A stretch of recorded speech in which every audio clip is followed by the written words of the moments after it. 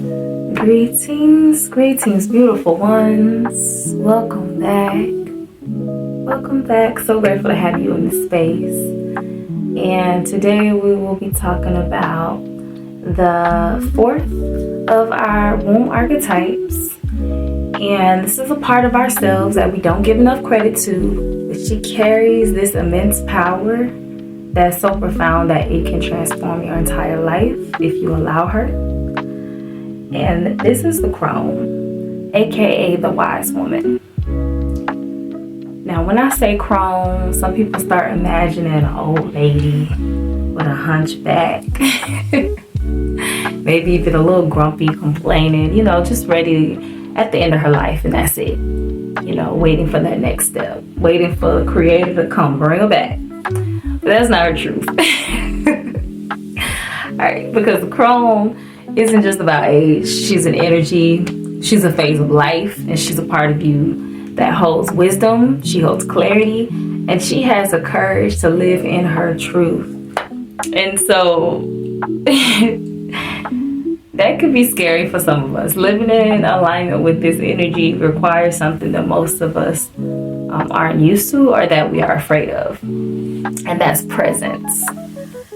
Because presence requires you to feel, and feeling are the messages that sometimes require you to take action that you don't want to take, and it requires you to potentially release things that you don't want to release, and to let go of things that no longer serve you. The Crone teaches us to be honest with ourselves and to release our attachments, our unhealthy attachments.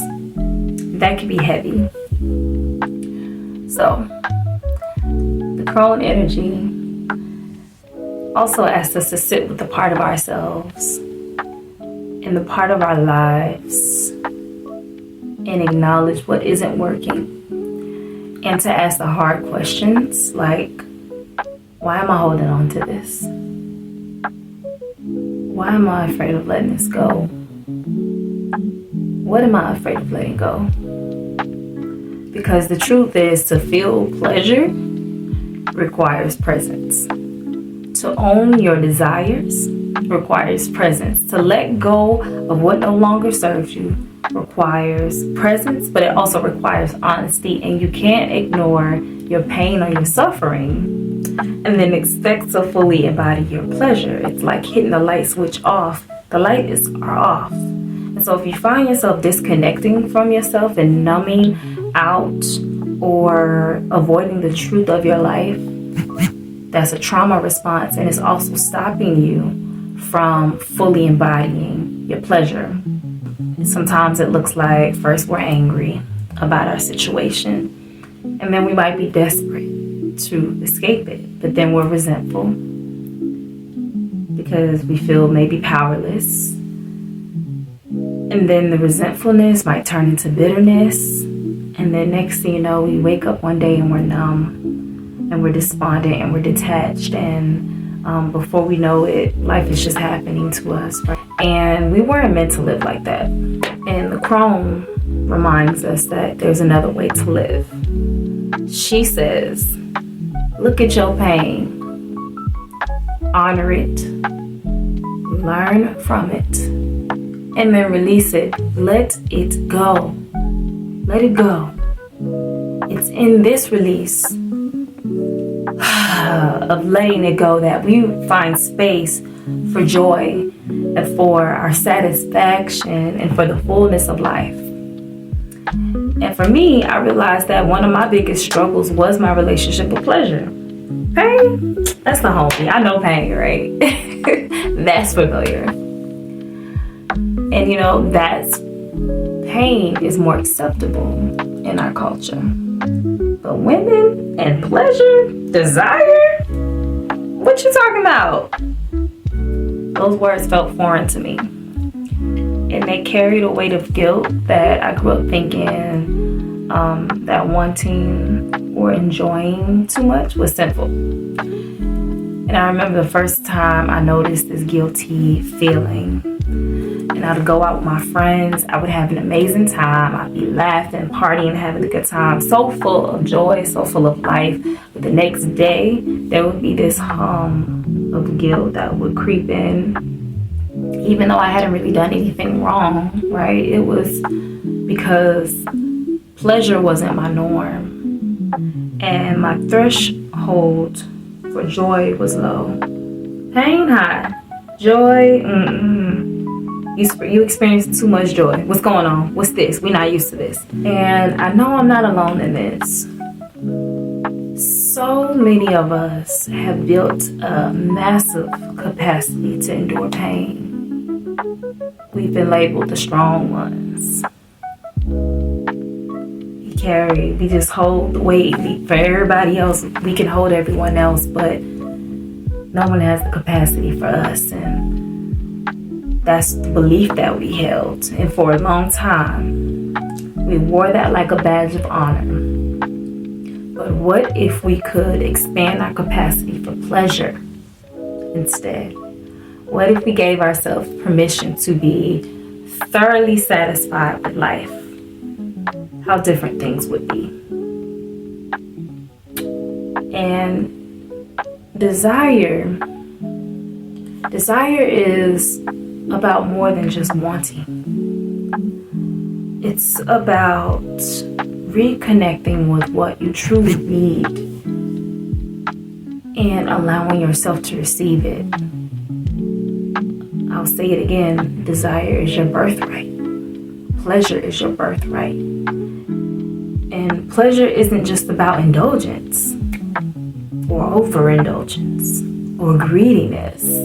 It's about savoring life and allowing ourselves to be present enough to feel the sun on our faces, to taste the juiciness of this orange and the sweetness of the flavors, and to laugh without restraint, to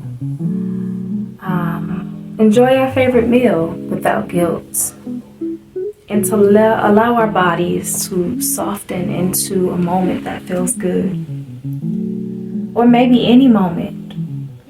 And this is why I love just lying on my back sometimes and taking time to engage in deep breaths, because I can feel where I'm not allowing myself to surrender and to soften and be held by the bed or the floor or wherever I'm at. And I can work on softening myself and taking my breaths into the shoulder that's tense and doesn't want to relax.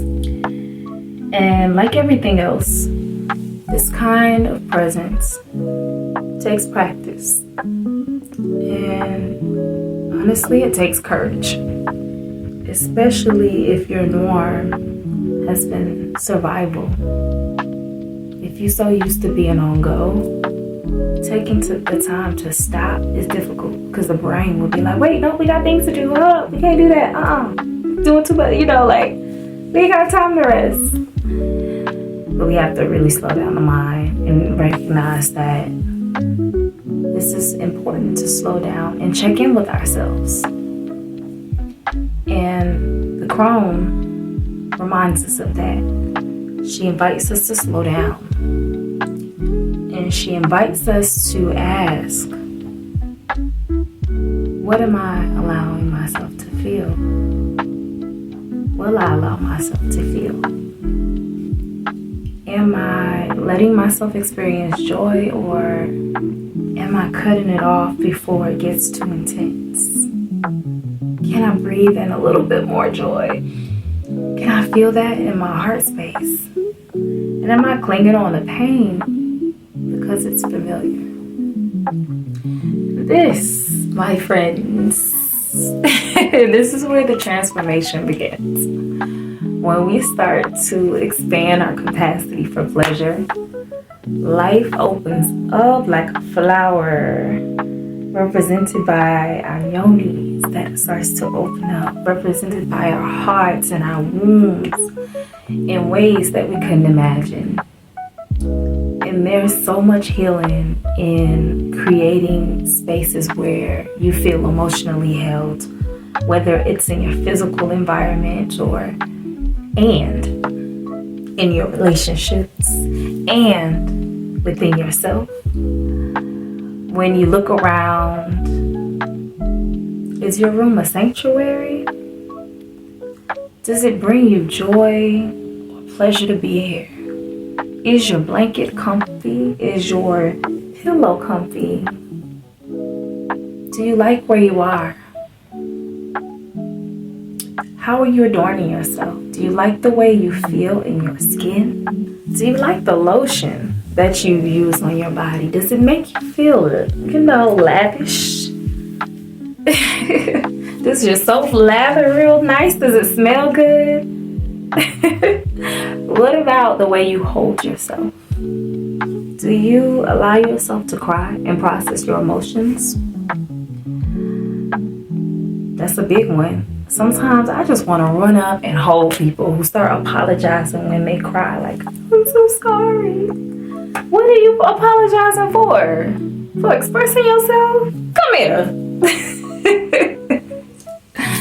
But no, that's real.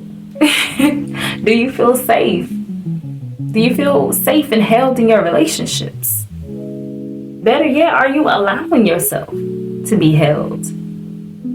Or are you still acting like the strong friend? I'm okay. I'm okay. The strong sister. The strong cousin. Are you asking for what you need?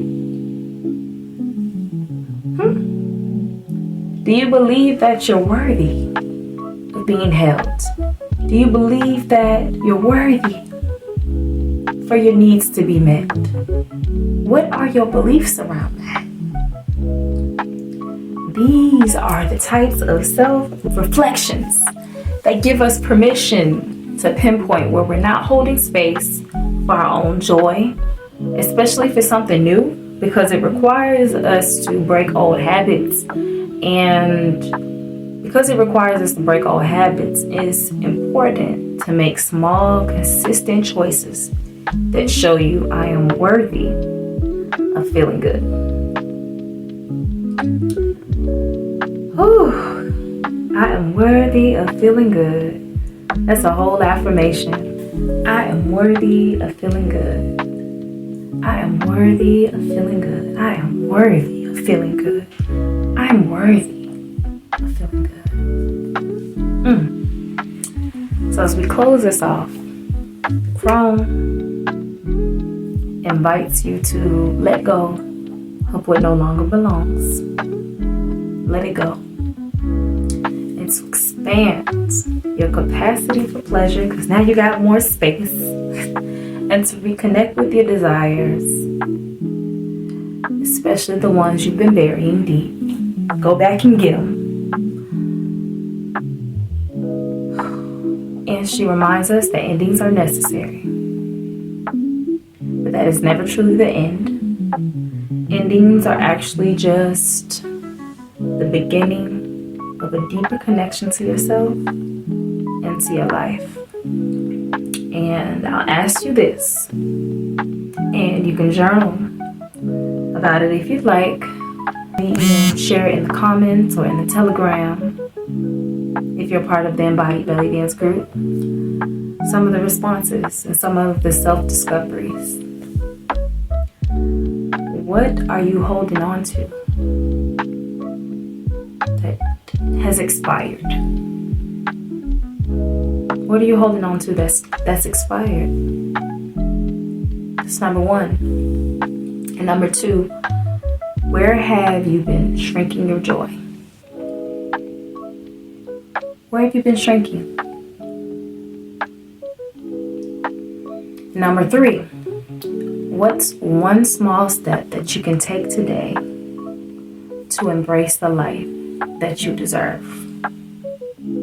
3 questions, ask them. Share them below. Share them in the comments. Share them in the group. Because your response might be someone else's medicine. And if you're ready to dive deeper into this work, I invite you to take my Crone Archetype quiz if you haven't, to discover how the Crone or any other archetype that has been discussed is showing up in your life.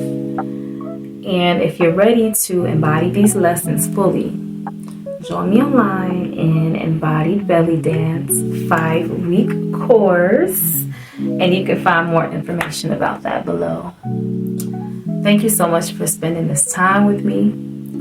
Your presence is never taken for granted in this space. And I pray that all the time that's spent here in this space poured into your cup today. Peace and love.